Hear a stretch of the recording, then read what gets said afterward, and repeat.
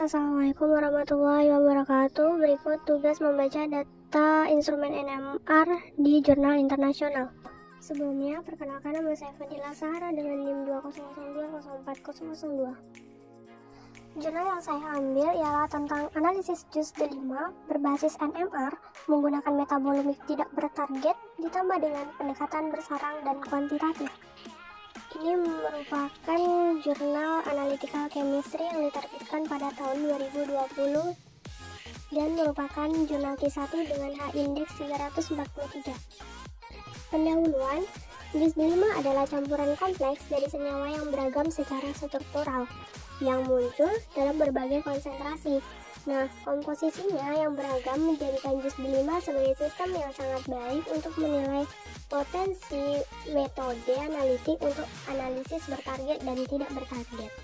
Pada jurnal ini, peneliti menguji kemampuan teknik spektroskopi NMR 1 dimensi dan 2 dimensi untuk analisis metabolit JUS D5 yang ditargetkan dan tidak ditargetkan. Eksperimen kuantitatif QAC HSQC juga ditemukan sangat menjanjikan untuk analisis campuran. Selain itu, potensi analisis tak bertarget 1 dimensi atau 2 dimensi NMR berhasil diuji pada 2 kasus, yaitu diferensiasi antara kultivar dan deteksi pemalsuan dengan jus apel. Berikut adalah gambar dari spektrum HNMR, CNMR, dan HSQC depth. Pada gambar A, itu merupakan spektrum HNMR dari sampel JUS D5 dengan penetapan sinyal spesifik di area gula, dan pada gambar B, itu merupakan penetapan sinyal spesifik di area alifatik. Kemudian pada gambar C merupakan spektrum CNMR dari sampel JUS D5 dengan penetapan sinyal spesifik. Dan gambar D merupakan penegasan puncak pada spektrum HSQC depth JUS D5 diperoleh dengan menggunakan sequence NOAA 3BSC, di mana sinyal negatif berwarna hijau menunjukkan kelompok CH2, sedangkan sinyal positif berwarna biru menunjukkan kelompok CH atau CH3.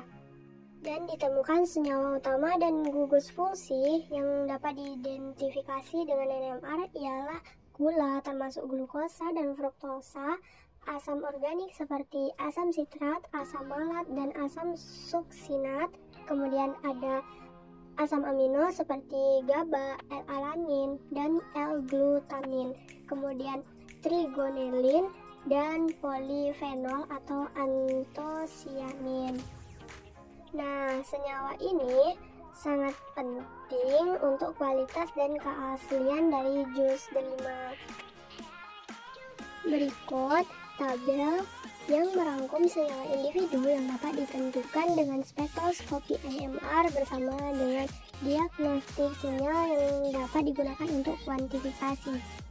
Di sini, peneliti menyelidiki potensi MnCl2 sebagai agen relaksasi untuk mempercepat analisis. Nah, setelah dilakukan pengujian berbagai konsentrasi MnCl2 0,033 m dalam larutan, NMR akhir ditemukan sebagai yang ideal.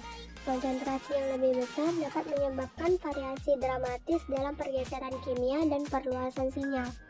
Tabel berikut menunjukkan waktu relaksasi dari 5is sebelum dan sesudah penambahan MnCl2.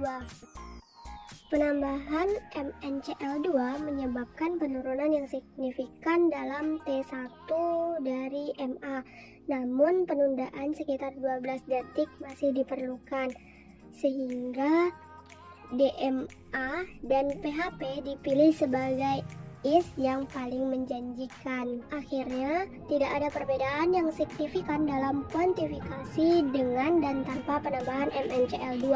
Pada tabel ini menunjukkan bahwa tidak ada efek matriks, setidaknya untuk MnCl konsentrasi yang digunakan. Nah, selanjutnya pada tabel ini menunjukkan konsentrasi senyawa yang dihitung dari area sinyal terintegrasi menggunakan is dibandingkan dengan konsentrasi gravimetri. Pengulangan berbagai metode NMR diuji dengan menjalankan sampel yang sama sebanyak 6 kali. Nah, HSD dari setiap tes dihitung dan menunjukkan nilai yang dapat diterima, seperti yang ditunjukkan pada tabel S3. Gambar 2 ini merupakan spektrum QAC HSQC dari sampel jus D5 dengan puncak korelasi yang dapat digunakan untuk kuantifikasi. Selanjutnya, hasil untuk beberapa komponen utama jus D5 ditunjukkan pada tabel 3, di mana terdapat glukosa, fruktosa, GABA, dan seterusnya. Pada gambar 3 ini menunjukkan hasil analisis PCA variasi komposisi yang signifikasi di antara 3 jenis buah yang berbeda, yaitu Wonderful, Grada, dan Cultivar D5 Cina. Muatan yang lebih signifikan dari analisis PCA ditunjukkan pada gambar S2, di mana terdapat asam sitrat, asam malat, dan glukosa. Pada gambar 3B merupakan analisis OPLSDA yang dilakukan dan menghasilkan klasifikasi yang sangat baik untuk ketiga kelompok. Pada gambar S3 merupakan model divalidasi menggunakan CV ANOVA dan uji permutasi dan ditemukan memiliki prediktabilitas tinggi tanpa overfitting. Nah, variabel yang paling penting untuk klasifikasi ketiga varietas yang ditentukan oleh OPLSDA mirip dengan yang diidentifikasi oleh PCA.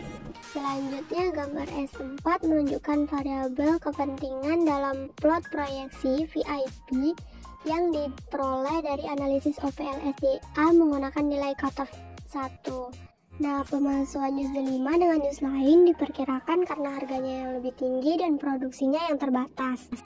Pada gambar 4 ini merupakan plot skor PCA dari jus D5, jus apel, dan sampel campuran berdasarkan HNMR 1 dimensi dan 2 dimensi. Pada gambar 4A yaitu analisis metabolomik berbasis HNMR mampu membedakan antara jus D5, jus apel, dan sampel campuran yang lainnya. Hal serupa juga didapatkan oleh CNMR pada gambar S5. Pada gambar 4B merupakan analisis 2 dimensi yang memiliki potensi besar untuk diterapkan pada instrumen medan rendah di mana resolusi spektral dalam 1 dimensi spektrum H tidak selalu ideal. Gambar S6 menunjukkan spektrum HSQC 2 dimensi dari sampel jus D5 menggunakan instrumen 80 MHz low field. Selanjutnya, gambar S7 merupakan plot bermuatan dari analisis tidak bertarget berbasis HSQC. Kesimpulannya, NMR terbukti menjadi alat yang sangat baik untuk analisis jus D5 yang ditargetkan dan tidak ditargetkan.